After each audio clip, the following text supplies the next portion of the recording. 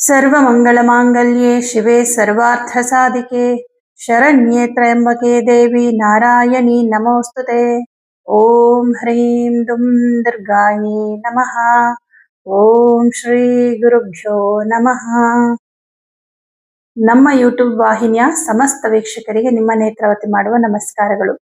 ಮಾಸ ಭವಿಷ್ಯ ಕಾರ್ಯಕ್ರಮಕ್ಕೆ ಎಲ್ಲರಿಗೂ ಆತ್ಮೀಯವಾದ ಸ್ವಾಗತ.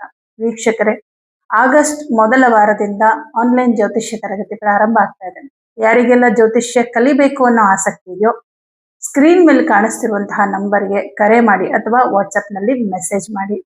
ಹಾಗಿದ್ರೆ ಈ ಜುಲೈ ತಿಂಗಳ ಮಾಸ ಭವಿಷ್ಯ ನಿಮ್ಮ ರಾಶಿಗೆ ಹೇಗಿದೆ ಅನ್ನೋದನ್ನ ಈಗ ನೋಡೋಣ. ಮಕರ ರಾಶಿ. ಮಕರ ರಾಶಿಯವರಿಗೆ ರಾಶ್ಯಾಧಿಪತಿ ಶನಿ ತೃತೀಯ ಭಾವದಲ್ಲಿರೋದ್ರಿಂದ ಒಂದು ಧೈರ್ಯ ಇರುತ್ತೆ. ಮನಸ್ಸಿಗೆ ಒಂದು ಇದ್ದಂತಹ ಭಯ ಆತಂಕ ನಿವಾರಣೆ ಆಗುತ್ತೆ. ಯಾಕಂದ್ರೆ ಇಲ್ಲಿ ನಿಮ್ಗೆ ಪರಾಕ್ರಮಾಧಿಪತಿ ಬಂದು ಗುರುಗ್ರಹ. ಈ ಗುರು ಉಚ್ಚ ಕ್ಷೇತ್ರದಲ್ಲಿ ಕೂತ್ಕೊಂಡು ನಿಮ್ಮ ರಾಶಿನ ನೋಡ್ತಾ ಇದ್ದಾನೆ. ಆ ಗುರು ದೃಷ್ಟಿ ನಿಮ್ಮ ರಾಶ್ಯಾಧಿಪತಿ ಮೇಲೂ ನೋಡಿ. ಗುರು ದೃಷ್ಟಿ ಇಲ್ಲ ರಾಶಿ ಮೇಲಾದ್ರೂ ಇರ್ಬೇಕು, ಇಲ್ಲ ರಾಶ್ಯಾಧಿಪತಿ ಮೇಲಾದ್ರೂ ಇರ್ಬೇಕು. ಎರಡಕ್ಕೂ ಗುರು ದೃಷ್ಟಿ ಬೀಳ್ತಾ ಇದೆ. ಒಳ್ಳೆ ಟೈಮ್ ಬಂದಿದೆ. ಕೆಲವರೆಲ್ಲ ಅಯ್ಯೋ ಏನೋ ಮಕರ ರಾಶಿಗೆ ಒಳ್ಳೆ ಟೈಮ್ ಬಂದಿದೆ ಅಂತಾರೆ, ನಮ್ಗಿನ್ನೂ ಒಳ್ಳೇದಾಗ್ತಾ ಇಲ್ಲ ಅಂತ ಕೆಲವ್ರು ಹೇಳ್ತಾ ಇರ್ತೀರಾ. ಹಾಗೆ ನಿಮ್ಗೆ ಈ ಗ್ರಹಗತಿಗಳು ನಿಮ್ಗೆ ಚೇಂಜ್ ಆದ್ರೂ ಕೂಡ ಒಳ್ಳೇದಾಗ್ತಾ ಇಲ್ಲ ಅಂದ್ರೆ ಒಂದ್ಸಲ ನಿಮ್ಮ ಜಾತಕನ ಪರಿಶೀಲನೆ ಮಾಡಿಸ್ಕೊಳ್ಳಿ. ಯಾಕಂದ್ರೆ ಗೋಚಾರದಲ್ಲಿ ನಿಮ್ಗೆ ಒಳ್ಳೆ ಟೈಮ್ ಇದ್ರೂ ಕೂಡ ನಿಮಗೆ ನಡೀತಾ ಇರುವಂತ ದಶಾಭುಕ್ತಿ ಚೆನ್ನಾಗಿಲ್ಲ ಅಂದ್ರೆ ಏನೂ ಶುಭ ಫಲ ಸಿಗೋದಿಲ್ಲ. ಆವಾಗ ಜಾತಕದಲ್ಲಿ ನಡೀತಾ ಇರುವಂತಹ ದಶಾನಾಥ ಬುದ್ಧಿನಾಥನಿಗೆ ಪರಿಹಾರವನ್ನ ಮಾಡ್ಕೋಬೇಕಾಗುತ್ತೆ. ಪ್ರಸ್ತುತ ಗೋಚಾರ ಫಲ ಮಾತ್ರ ತುಂಬಾ ಚೆನ್ನಾಗಿದೆ ನೋಡಿ. ಮಕರ ರಾಶ್ಯಾಧಿಪತಿಯಾದಂತಹ ಶನಿ ಮೇಲೆ ಗುರು ದೃಷ್ಟಿ ಬಿದ್ದಿದೆ. ಹಣಕಾಸಿನ ವಿಷಯದಲ್ಲಿ ತುಂಬಾ ಅನುಕೂಲ ಆಗುತ್ತೆ. ಪ್ರಮುಖವಾಗಿ ನಿಮ್ ಹಣ ಎಲ್ಲೆಲ್ಲಿ ಸ್ಟ್ರಕ್ ಆಗ್ಬಿಟ್ಟಿದೆ. ಕೆಲವರು ನೋಡಿ ನಿಮ್ಮ ಹತ್ರ ದುಡ್ಡು ಇಸ್ಕೊಂಡು ಕೊಡ್ತಾ ಇಲ್ಲ, ಯಾವ್ದೋ ಕಂಪ್ನಿಗೆ ಇನ್ವೆಸ್ಟ್ ಮಾಡಿದೀರಾ, ಬರ್ತಾ ಇಲ್ಲ. ಈ ಹಣ ಎಲ್ಲ ನಿಮ್ಗೆ ವಾಪಸ್ ಬರುತ್ತೆ. ದುಡ್ಡಿನ ವಿಷಯದಲ್ಲಿ ತುಂಬಾ ಚೆನ್ನಾಗಿದೆ. ಆಮೇಲೆ ಬಿಸ್ನೆಸ್ ಮಾಡ್ತಾ ಇರೋರಿಗೆ, ಅದರಲ್ಲೂ ಸ್ವಂತ ಉದ್ಯೋಗವನ್ನ ಮಾಡ್ತಾ ಇರೋಂಥವ್ರಿಗೆ ತುಂಬಾನೇ ಚೆನ್ನಾಗಿದೆ. ಇನ್ನು ಪಾಲುದಾರಿಕೆಯಲ್ಲಿ ವ್ಯವಹಾರವನ್ನ ಮಾಡ್ತಾ ಇದ್ದೀರಂದ್ರೆ ಇನ್ನೂನು ಚೆನ್ನಾಗಿದೆ. ಯಾಕಂದ್ರೆ ನಿಮ್ ರಾಶಿಗಿಂತಲೂ ಪ್ರಬಲವಾಗಿದೆ ಸಪ್ತಮ ಸ್ಥಾನ. ಹಾಗಾಗಿ ಪಾರ್ಟ್ನರ್ಶಿಪ್ ಅಲ್ಲಿ ಬಿಸ್ನೆಸ್ ಮಾಡ್ತಾ ಇದ್ದಾರೆ ಅಂದ್ರೆ ಇನ್ನೂ ಜಾಸ್ತಿ ಲಾಭ ಇರುತ್ತೆ. ಏನೋ ಒಂದು ಹೊಸ ಬದಲಾವಣೆಗಳನ್ನ ನಿಮ್ಮ ವೃತ್ತಿ ಕ್ಷೇತ್ರದಲ್ಲಿ ಈ ತಿಂಗಳಲ್ಲಿ ಮಾಡ್ಕೊಳ್ತೀರಾ ಅಂತ ಹೇಳ್ಬೋದು. ಯಾಕಂದ್ರೆ ನಿಮ್ಮ ದಶಮಾಧಿಪತಿ ಬಂದು ಶುಕ್ರ ಗ್ರಹ. ಈ ಶುಕ್ರನು ಅಷ್ಟಮದಲ್ಲಿ ಕೂತ್ಕೊಂಡಿದ್ರು ಸಹ ಕೇತುವಿನ ಜೊತೆನಲ್ಲಿದ್ದಾನೆ. ಏನೋ ಒಂದು ಬದಲಾವಣೆಯನ್ನ ತೋರಿಸುತ್ತೆ, ಏನೋ ಒಂದು ಚೇಂಜಸ್ ಮಾಡ್ಕೊಳ್ತೀರಾ. ಇನ್ನು ದಶಮಾಧಿಪತಿಯಾಗಿ ಶುಕ್ರ ಅಷ್ಟಮದಲ್ಲಿರೋದ್ರಿಂದ ತುಂಬಾ ಕಷ್ಟಪಟ್ಟು ಕೆಲಸ ಮಾಡ್ತಾರೆ. ಯಾವುದು ಈಸಿ ಆಗಲ್ಲ. ಅಂದ್ರೆ ಯಾಕಂದ್ರೆ ನಿಮ್ಗೊಂದು ಆತಂಕ ಇರುತ್ತೆ. ದಶಮಾಧಿಪತಿ ಅಷ್ಟಮದಲ್ಲಿದ್ದಾಗ ಅಯ್ಯೋ ನನ್ ಕೆಲಸ ಆಗುತ್ತೋ ಇಲ್ವೋ, ಸಕ್ಸಸ್ ಆಗುತ್ತೋ ಇಲ್ವೋ. ಯಾಕಂದ್ರೆ ತುಂಬಾ ನೊಂದಿದ್ದೀರ ಮಕರ ರಾಶಿಯವರು. ಒಂದಿನ ಎರಡು ದಿನ ಅಲ್ಲ, ಕಳೆದ 7-8 ವರ್ಷಗಳಿಂದ ತುಂಬಾ ನೊಂದಿದ್ದೀರಾ, ತುಂಬಾ ಬಾಧೆ ಪಟ್ಟಿದ್ದೀರಾ, ತುಂಬಾ ಅವಮಾನಗಳನ್ನ ಸಹಿಸ್ಕೊಂಡಿದ್ದೀರಾ, ಅಪವಾದಗಳನ್ನು ಹೊತ್ಕೊಂಡಿದ್ದಾರೆ. ಏನು ತಪ್ಪು ಮಾಡದೆ ಕೆಲವರು ಅಪವಾದ ಹೊತ್ಕೊಂಡಿದ್ದೀರಾ, ಕೆಲವರು ಸಾಲದ ಬಾಧೆಯಿಂದ ಬಳಲಿದ್ದೀರಾ, ಕೆಲವರು ಸಂಸಾರದಿಂದ ದೂರ ಆಗಿದ್ದೀರಾ, ಸಂಬಂಧಿಕರ ಕಡೆಯಿಂದ ದೂರ ಆಗಿದ್ದೀರಾ. ಇಷ್ಟೆಲ್ಲ ನೀವು ಅನುಭವಿಸಿರೋದ್ರಿಂದ ಪ್ರತಿ ಹೆಜ್ಜೆ ಹೆಜ್ಜೆಯಲ್ಲೂ ನಿಮ್ಮ ಮನಸ್ಸು ಭಯನೇ ಪಡ್ತಾ ಇರುತ್ತೆ. ಒಳ್ಳೇದಾಗತ್ತೆ ಅನ್ನೋ ಭರವಸೆನೆ ಕಳ್ಕೊಂಡಿದ್ದೀರಾ ಎಷ್ಟೋ ಜನ ಮಕರ ರಾಶಿಯವರು. ಕೆಲವರಿಗೆ ದಶಾಭುಕ್ತಿ ಚೆನ್ನಾಗಿದ್ದವರು ಬಚಾವಾಗಿದ್ದೀರಾ. ಬಟ್ ಆಲ್ಮೋಸ್ಟ್ ಬಹುಪಾಲು ಮಂದಿ ಮಕರ ರಾಶಿಯವರು ಕಷ್ಟದಿಂದನೇ ಬಂದಿದ್ದೀರಾ, ಹೊರಗಡೆ ಬರ್ತಾ ಇದ್ದೀರಾ ಈಗ.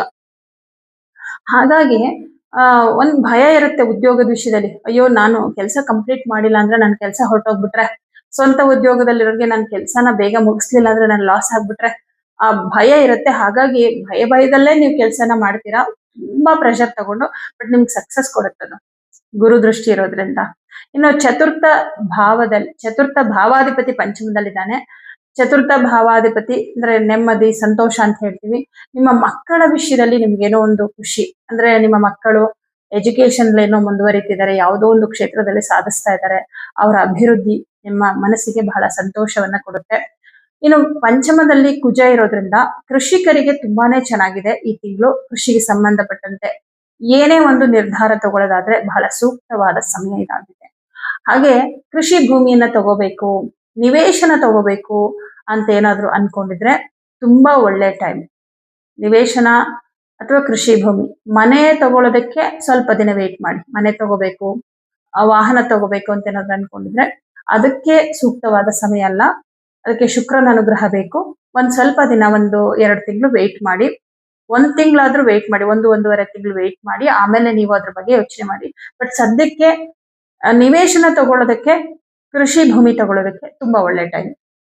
ಹಾಗೆ ಪಂಚಮಾಧಿಪತಿ ನಿಮಗೆ ಅಷ್ಟಮದಲ್ಲಿದ್ದಾನೆ. ಬಟ್ ಪಂಚಮದಲ್ಲಿ ಕುಜ ಇರೋದ್ರಿಂದ ಮಕ್ಕಳ ವಿಷಯದಲ್ಲಿ, ಮಕ್ಕಳ ಅಭಿವೃದ್ಧಿ ಇದೆಲ್ಲ ನಿಮಗೆ ಖುಷಿ ಕೊಡ್ತಾ ಇರುತ್ತೆ. ಆದ್ರೆ ಏನಾದ್ರೂ ಕೆಲವೊಂದು ಹೇಳ್ತಾರಲ್ವಾ, ಅವ್ರ ಮಕ್ಕಳದು ಏನಾದ್ರೂ ಬೇಜಾರಾಗ್ತಾ ಇರತ್ತೆ, ಅವ್ರ ಮಕ್ಕಳಿಂದ ಅವ್ರಿಗೆ ಏನೋ ಕಷ್ಟ ಆಗ್ತಾ ಇರತ್ತೆ. ಅದನ್ನೇನಾದ್ರೂ ನಿಮ್ ಹತ್ರ ಹೇಳ್ಕೊಂಡಿದ ತಕ್ಷಣ ನಿಮ್ಗೆ ಅನ್ಸುತ್ತೆ ನಮ್ಮ ಮಕ್ಕಳು ಹಿಂಗಾಗ್ಬಿಟ್ರೆ ಏನ್ ಮಾಡೋದು, ಆತರ ಕೆಲವೊಂದ್ ಸಂದರ್ಭದಲ್ಲಿ. ಅಂದ್ರೆ ಅದು ಸಡನ್ ಆಗಿ ಆತಂಕ ಬರುವಂತದ್ದು. ಬಟ್ ಅದು ದೀರ್ಘಕಾಲದವರೆಗೆ ಇರಲ್ಲ. ಬಟ್ ನೀವು ಅದನ್ನ ತುಂಬಾ ಮನಸ್ಸಲ್ಲಿ ಇಟ್ಕೊಂಡ್ರೆ ಅದು ದೀರ್ಘಕಾಲದವರೆಗೆ ಇರುತ್ತೆ. ಅದಕ್ಕೆ ಶುಕ್ರನಿಗೆ ಪರಿಹಾರ ಮಾಡ್ಕೊಳ್ಳಿ. ಷಷ್ಠ ಭಾವಾಧಿಪತಿ ಬುಧ ಗ್ರಹ ಷಷ್ಠ ಭಾವದಲ್ಲೇ ಇದ್ದಾನೆ. ರವಿ ಕೂಡ ಸ್ಥಿತನಾಗಿದ್ದಾನೆ.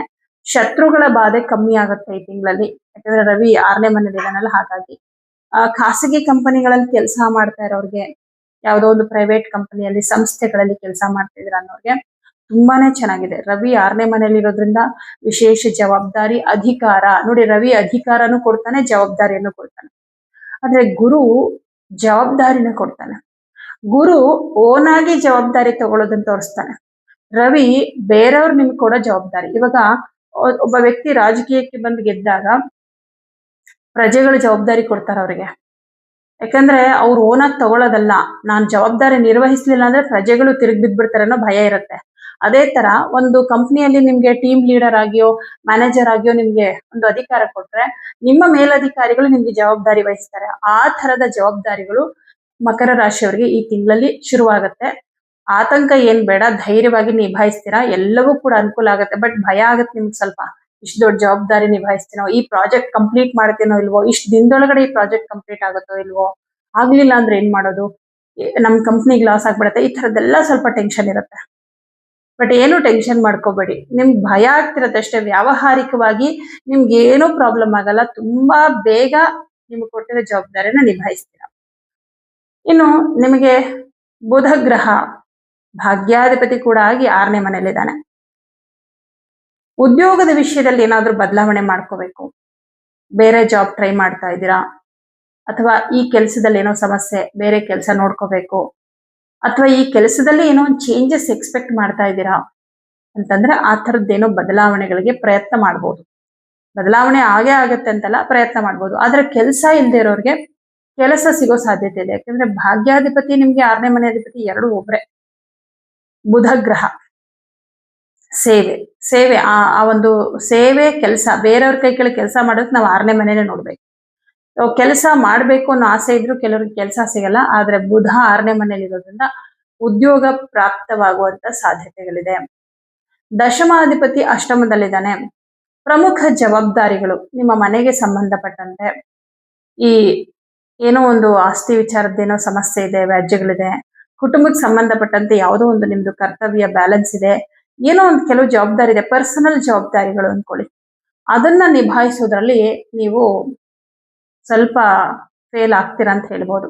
ಯಾಕಂದ್ರೆ ದಶಮಾಧಿಪತಿ ಅಷ್ಟಮದಲ್ಲಿ ಕೂತ್ಕೊಂಡು ಕೇತು ಜೊತೆ ಇರೋದ್ರಿಂದ ನೀವು ಆ ಥರದ್ದು ಏನೋ ಒಂದು ನಿಭಾಯಿಸೋದಕ್ಕೆ ಹೋಗಿದ ತಕ್ಷಣ ನಿಮ್ಗೆ ಏನೋ ಪ್ರಾಬ್ಲಮ್ ಆಗುತ್ತೆ, ಅಥವಾ ಅಲ್ಲಿ ಏನೋ ಒಂದು ಅಡೆತಡೆಗಳು ಬರುತ್ತೆ, ವಿಘ್ನಗಳು ಬರುತ್ತೆ. ಸಮಸ್ಯೆ ಅಂತಂದ್ರೆ ವಿಘ್ನಗಳು ಬರುತ್ತೆ. ಹಾಗಾಗಿ ಆ ಕೆಲಸ ಅಲ್ಲೇ ಉಳಿಯುತ್ತೆ.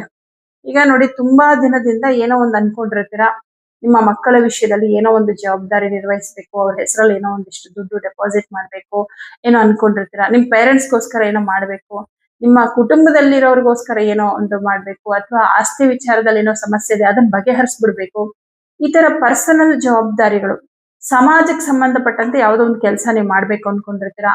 ಈ ತರದ್ ಯಾವ್ದಾದ್ರು ನಿಮ್ಮ ಪರ್ಸನಲ್ ಕೆಲಸಗಳು, ಯಾವುದೇ ಒಂದು ಜವಾಬ್ದಾರಿಗಳು ನಿಭಾಯಿಸಕ್ ಹೋದ್ರು ಕೂಡ ಶುರುನಲ್ಲೇ ನಿಮ್ಗೆ ವಿಘ್ನಗಳು ಬರುತ್ತೆ.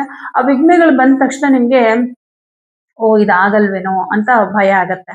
ಬಟ್ ಆತರ ಏನಿಲ್ಲ. ಬಟ್ ಈ ತಿಂಗಳಲ್ಲಿ ನಿಮ್ಗೆ ಆ ತರದ್ ಯಾವ್ದು ಮೇನ್ ಜವಾಬ್ದಾರಿಗಳು, ಮೇನ್ ಕೆಲಸಗಳು ಆಗಲ್ಲ. ನಿಮ್ದು ಜಾಬು, ಕೆಲಸ, ಹಣ ಇದೆಲ್ಲ ಚೆನ್ನಾಗಿರುತ್ತೆ. ಮುಖ್ಯವಾದ ದೊಡ್ಡ ಕಾರ್ಯಗಳು ಸಕ್ಸಸ್ ಆಗಲ್ಲ. ಅದಕ್ಕೆ ಟೈಮ್ ಬೇಕು, ಇನ್ನೂ 1-2 ತಿಂಗಳು ಟೈಮ್ ಬೇಕು. ಬಟ್ ಅದಕ್ಕೆ ಏನ್ ಬೇಕು ಪ್ರಯತ್ನ, ಅದನ್ನ ಮಾಡಿ. ಪ್ರಯತ್ನ ಬಿಡಬಾರ್ದು. ವಿಘ್ನಗಳು ಬರ್ತಾ ಇದೆ, ಸಮಸ್ಯೆಗಳಾಗ್ತಿದೆ ಅನ್ಬಿಟ್ಟು ಪ್ರಯತ್ನ ಬಿಡಬಾರ್ದು. ಮರಳಿ ಯತ್ನ ಮಾಡು ಅಂತ ಹೇಳಿ ನಿಮ್ಮ ಪ್ರಯತ್ನವನ್ನ ನೀವು ಮಾಡ್ತಾ ಇರಿ. ಮುಂದಿನ ದಿನಗಳಲ್ಲಿ ಒಳ್ಳೇದಾಗುತ್ತೆ. 12ನೇ ಮನೆ ಅಧಿಪತಿ ಸಪ್ತಮದಲ್ಲಿ ಉಚ್ಚ ಕ್ಷೇತ್ರದಲ್ಲಿ ಇರೋದ್ರಿಂದ ವಿದೇಶಕ್ಕೆ ಹೋಗ್ಬೇಕು ಅಂತ ಅನ್ಕೊಂಡಿದ್ರೆ ನಿಮ್ಮ ಪ್ರಯತ್ನ ಮುಂದುವರಿಸಿ, ಅನುಕೂಲ ಆಗುತ್ತೆ. 12ನೇ ಮನೆ ಅಧಿಪತಿ ಉಚ್ಚ ಕ್ಷೇತ್ರದಲ್ಲಿದ್ದಾನಲ್ಲ ಸಪ್ತಮದಲ್ಲಿ, ಸೊ ಈ ವಿಷಯವಾಗಿ ನಿಮ್ಗೆ ತುಂಬಾ ಅನುಕೂಲವನ್ನ ಮಾಡ್ಕೊಡ್ತಾನೆ.